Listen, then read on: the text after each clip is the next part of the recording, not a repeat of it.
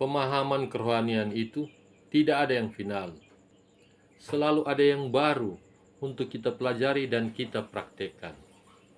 Maksudnya begini, kalau kita merasa bahwa pemahaman kerohanian kita sudah final dan tidak ada kebenaran lain lagi, maka itu akan sangat bertentangan dengan apa yang sudah dicatat oleh Alkitab. Ketika kita pelajari Alkitab, kita melihat semenjak penciptaan, kerohanian itu selalu ada pelajaran yang baru. Selalu ada pelajaran yang baru untuk dipelajari dan dipraktikkan, baik dalam nabi-nabi maupun bagi umat Tuhan. Kita ambil contoh orang Israel. Apakah ketika orang Israel sudah keluar dari Mesir, apakah pemahaman kerohanian mereka sudah final? Belum.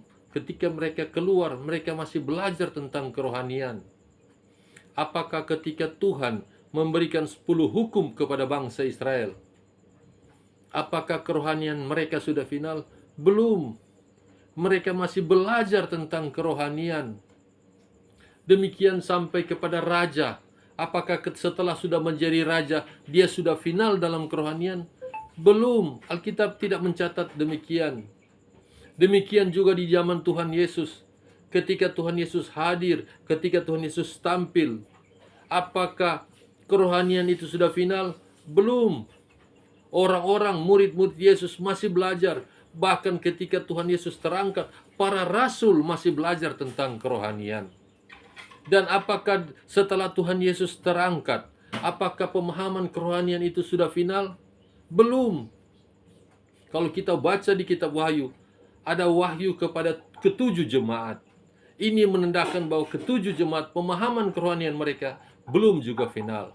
Dan kalau kita melihat sejarah gereja, gereja mengalami kejatuhan di dalam kerohanian.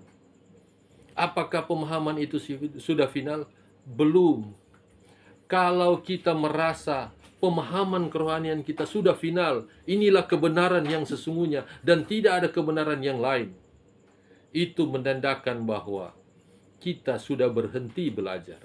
Karena kalau kita masih belajar, maka kita akan menemukan pemahaman-pemahaman baru, pengertian-pengertian baru tentang kebenaran.